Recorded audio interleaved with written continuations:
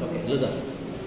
So the G sequence, that is going to be the major important thing in this particular process. Okay, and G sequence so here the GC, okay, the guanine and cytosine ratio is found to be the major important factor of the particular identification process, okay, for the taxonomy. Okay, for example, when you have been trying to compare two different types of, okay, when you have been trying to compare two different types of species, we can use the particular guanine and cytosine ratio.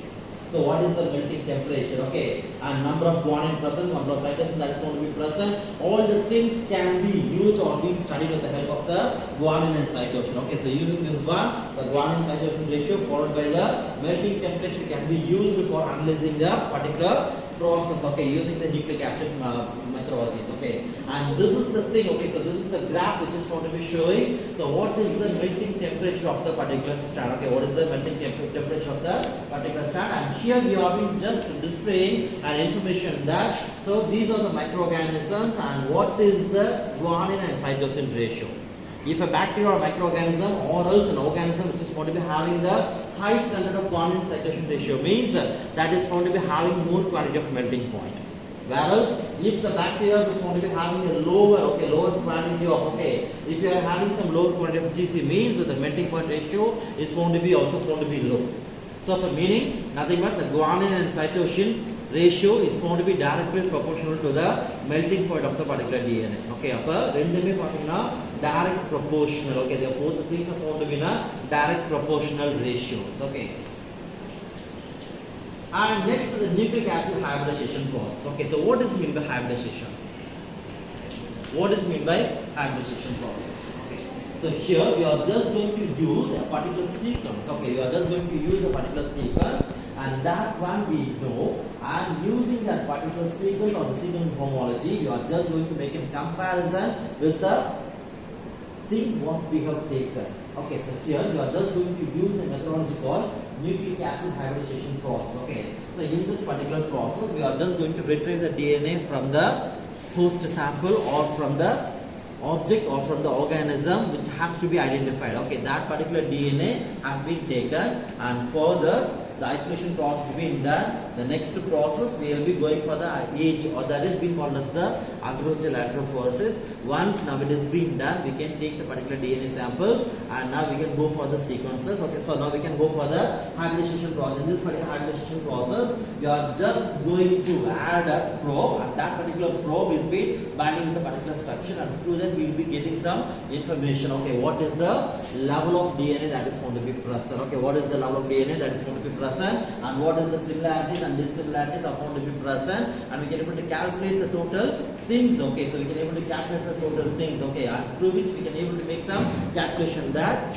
what is the similarities and dissimilarity ratio that is going to be present between the two different species. Okay, and using this particular hybridization process, okay, using the particular hybridization process, we can able to get a very clear information and a picture regarding the what is the taxonomical tools. Okay, this is going to be one of the tools that is going to be used in the taxonomical studies. Okay, the next one will be the genotypic studies. In genotypic studies, we can use the DNA hybridization process. Okay, so the DNA hybridization, which is going to be having somewhat relevant with the particular hybridization process, and here we are just going to compare the two organisms, and through which we can be able to find out what is the similarity. Okay, here all the things are found to be comes under the same type of genus, Neisseria. Okay, so Neisseria. Okay, but when we are comparing all the things, okay, when the DNA is going to be taken from the particular bacteria, and now we have been comparing, we have been getting an information that there are some differences or being get identified. Okay, there are some differences or being get identified between the particular species level. Okay,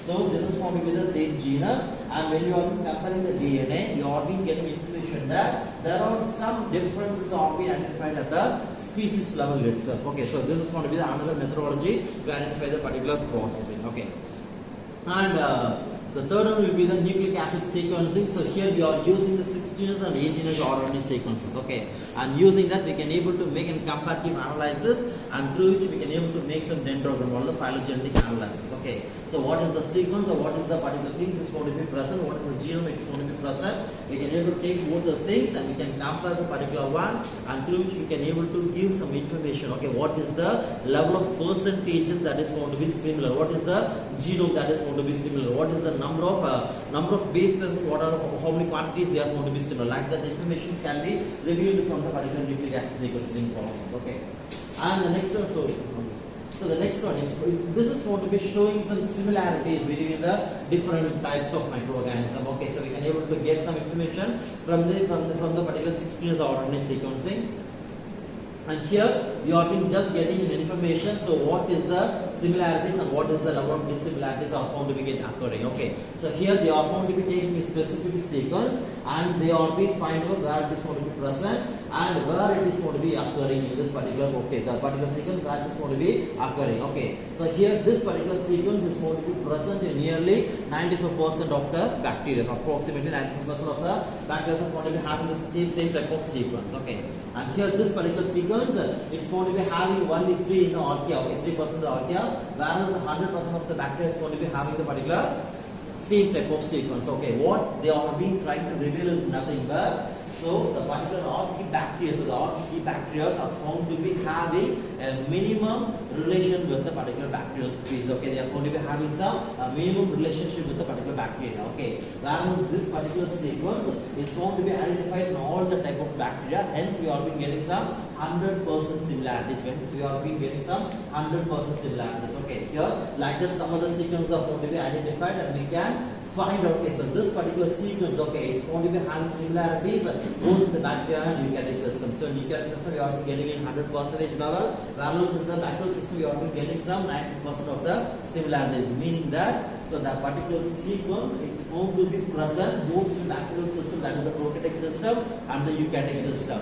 So both the things are going to be having the same sequence, but here it's going to be matching for 100%, whereas in the bacteria it's going to be matching for 99%. Okay, so through this, okay, we can able to get some information. Okay, like that, we are just going to take some sequences and that particular sequences will be get analyzed. Okay, that's going to be get compared. Okay, we can able to do some comparison between the 2 different bacteria, 2 different algae, 2 different fungi, or else we can able to compare the 2 different things from one type to another type. For example, prokaryotic system to a eukaryotic system, or between 2 plant species, 2 animal species, or from the aquatic animal to the terrestrial animal, or from the birds to the animals, or animals to some other thing. Like that, we can able to make some comparison and we can able to get a clear picture. So what is the similarity level between the 2 different type of species? Okay, for example, we are saying that the chimpanzees and bee peoples are found to be, okay, the chimpanzees are found to be called as the ancestors.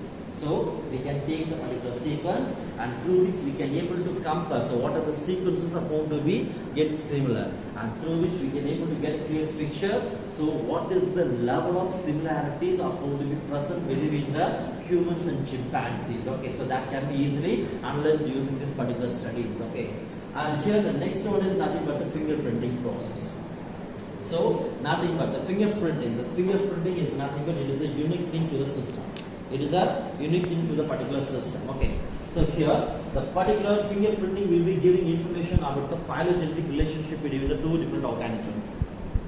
I'm just taking a bacteria and an animal model. Okay, I'm just taking a bacterial DNA and an animal DNA. Okay, but I'm just comparing both the DNA. What are the differences I can able to find? Number 1, the length of DNA. It's going to get differs. Second thing, the particular eukaryotic system, which is going to be having more quantity of genes, and that is going to be the second differences. And number of base pairs that are found to be get increased in the particular eukaryotic system, whereas the prokaryotic system, the genes or the particular base pairs are found to be in a lesser in numbers. Okay, and regarding the particular function, the particular eukaryotic system is going to be having more number of functions, which contains both the introns, which is going to be having some exons, whereas in the particular prokaryotic system they are going to be having only the exons. Okay, so we can able to get some phylogenetic relationship. Okay, so how it is been evolution, how it is going to be get evolution from one generation to another generation. Okay, so what are the parameters are going to be get changed? Okay, what are the parameters are going to be get changed? Okay, so like that all the information can be studied. Okay, that can be studied using the particular genomic fingerprinting. Whereas for the DNA fingerprinting we can done. Okay, so we can use the particular methodology with the help of some instrumentations. Okay, DNA fingerprinting study pandradhukku. So for studying the DNA fingerprinting, we have to go with the isolation of DNA, then amplification of DNA. So once the amplification is being done, we can go for the agarose gel electrophoresis. And now using the agarose gel electrophoresis, we can feed on to the particular image, and now we can able to make a cluster analysis, and through which we can able to get a very clear picture what is the level similarities. Okay, what is the level similarities between the two different or multiple number of species. Okay, so this can be done with the help of the DNA fingerprint. And the next one will be the amino acid sequencing. So what I have previously shown to you people. So the protein profiling. Okay. So here we are just going to compare the amino acid sequence. We are just going to do the electrophoretic studies. Now the protein or the particular thing is going to be taken. We can do some immunological analysis. Okay. The Western blotting methods and some of the immunological analysis and proofs we can able to find out what are the proteins that are going to be present in the particular organism. If a human is going to be present, so what are the proteins? For example, if you are been taking our saliva, okay, we can take our saliva as an example one thing, and also we can take the saliva of a particular insect. Okay, so we can able to compare the proteins, what are the things are going to be present.